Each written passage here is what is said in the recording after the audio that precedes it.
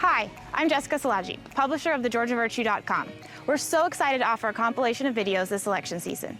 The TGV Candidate Spotlight Series is an independent video feature produced with one goal in mind: providing voters with as much information as possible before they head to the polls. There's no agenda, we don't make endorsements, and we aren't beholden to any giant media corporation. The series is produced thanks to our advertisers and the generous donations made to the TGV Sunlight Fund and communities we cover. We extended an offer to all of the candidates seeking office this year, and to ensure the integrity of the questions and in fairness to all the opponents, every interview was recorded prior to the release of the videos in that race. For that reason, candidates who did not agree to an interview prior to the air date for their race will not be featured in this series. Thanks for tuning in, and don't forget, you can find more content on this election cycle and much, much more on thegeorgiavirtue.com.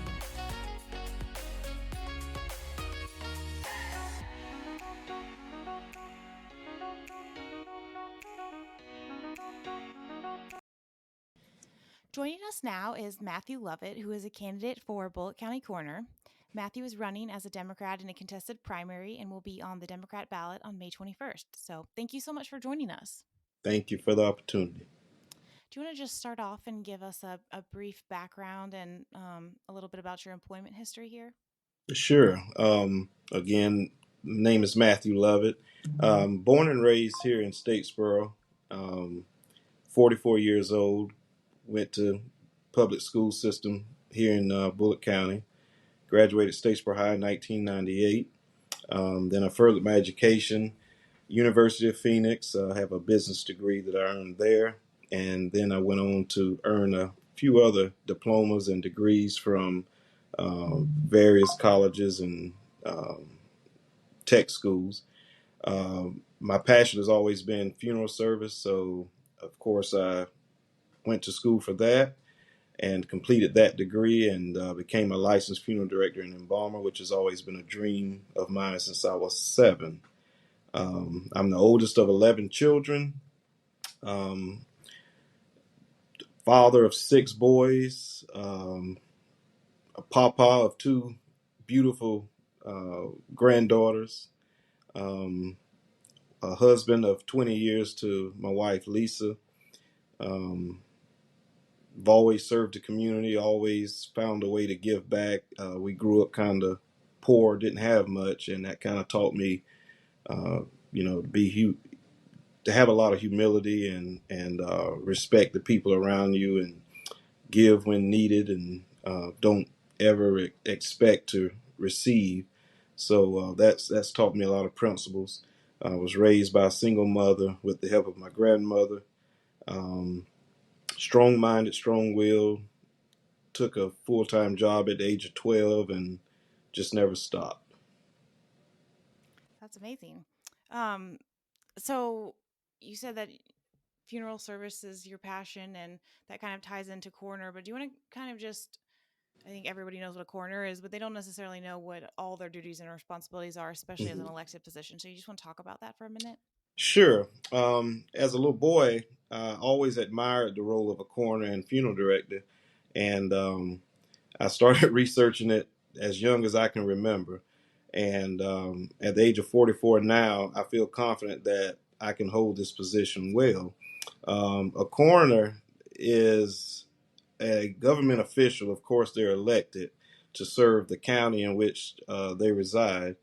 And the main job of a coroner is to investigate deaths that are sudden and unexpected. Most deaths that happen from unknown causes are also considered to be coroner cases, and the role of a coroner also, we have to determine the cause of death. That might involve conducting autopsies, may have to review medical records, as well as consulting with medical experts. We have to identify the decedent. We have to work to identify the individuals, especially in cases where the identity is unknown. That has to be confirmed. We have to notify next of kin. The coroner's office is responsible for notifying the next of kin upon the death of a loved one. We have to also, give vital information that's appropriate about the person's death to the family or next of kin. We're responsible for collecting evidence as a result of the death. We are called out on the scene of a crime or the scene of death to take photographs, gather DNA samples, and other information that will help detectives in their case study as well. We also are responsible for completing death certificates. Once the cause of death has been determined, we sign off on that death certificate so that it can be issued to vital records. We have to collaborate with law enforcement, working with the GBI, the local police department, sheriff's department, and maybe FBI in some cases regarding the cause of death, especially if there's going to be any legal proceedings following that death. Um, there are often opportunities where a coroner has to testify in court. They may be called to testify as an expert witness to determine the cause of death. Um, uh, where legal proceedings are involved is very crucial in a court of law in determining the cause of death and how a person passed, whether it's known or unknown. A coroner has a big role to play when determining a cause of death and how and why a person passed. That's a lot to Mm-hmm. take on. Yes. And your own, well, the coroner's office is its own individual office, but you work with other agencies. So do you want to talk about the fiscal and budgetary responsibilities? Because you don't have oversight, so to speak, because you're a constitutional officer. Mm-hmm. Right. So the coroner's office, they're responsible for planning a budget, um, developing and managing the office's budget. That could be from the personnel, from the coroner himself, as well as the deputy coroners, the facilities that the coroner's office operates out of, any equipment that is pertained to the job of the coroner and deputy coroners, and other operational costs that helps keep the coroner's office ran smoothly and effectively. Resource allocation, coroners have to allocate resources that would help them carry out their duties as a coroner, prioritizing cases, managing staff workload, coordinating with other agencies, law enforcement agencies, financial reporting, financial records. Of course, there are public information. Prepare reports as far as the coroner's office budget and expenses. Um, and this information is used for internal management and to comply with state and legal and regulatory compliances. Contract management, we may go into contract with vendors and other services that provide services to the coroner's office that help support the job of the coroner's office. Um, that could be contracts for autopsies, laboratory testing, transportation services. You may uh, have a vendor that transports the decedents from the place of death to the medical examiner's office, and then from the medical examiner's office to the funeral home of choice by the family. Overall, the coroners must manage their office as a business because coroner's office runs off of public funding. So everything is transparent. Everything is publicized so the public can have access to those records if need be. I know those are words people like to hear, so Yeah. that's good. um, are there things that are going on in the coroner's office that you think you could do better, or that you don't think are being done, or perhaps you would just do differently in terms of operations? Yeah, there's quite a few things. For one, I've been gathering a lot of information from people in the community, and people really don't care about the coroner's office. Really, it's nothing that somebody sits and talks about. But the coroner's office here has had the same personnel for almost 30 years, and it's just time for new faces, new insight. We're in a different season now, and I think somebody younger, like myself, coming in with better ideas to keep up with time and to keep the office uh, more accessible to the public, to the community. I feel that bringing in new leadership will open the door for the coroner's office to be accessible to the community, be transparent to the community, because it's funded through, public funding. So the community members are actually the ones funding the work of a coroner. So I think the office should be more open and receptive to the community.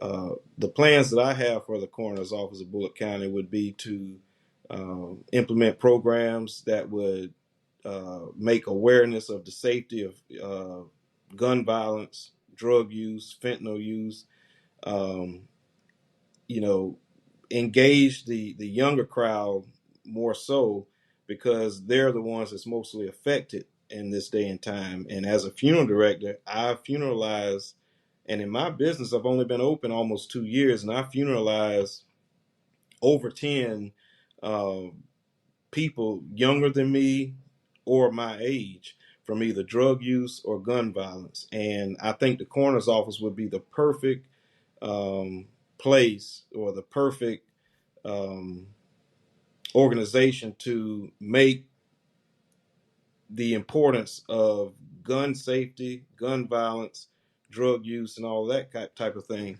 um, make it more aware to the community itself. Because I don't want to just be a coroner who sits there and waits on a death call. I want to be a coroner who's involved all the way around with his community. I'm a community-oriented guy. Even here at my funeral home, we try to engage the community with public events, offering free food, opportunity for kids to come out and play with their families, and just enjoy themselves and have a good time. And I've always been the type of person that gives. During COVID, or right before COVID came, I started an organization called Beds for Kids, and I personally, out of my own pocket, build beds custom made for children who don't have them. I supply the bed, the hardware, and the mattress.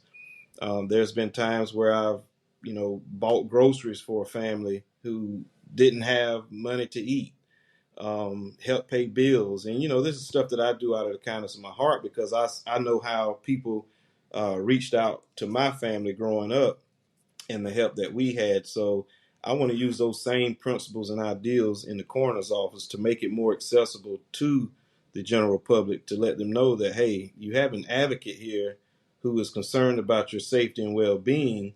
But not only that, we're here, as a shoulder to cry on, or ear to listen. As a funeral director, we're trained to be counselors as well, so I can implement and use a lot of my education and experience as a funeral director in the office of being a coroner.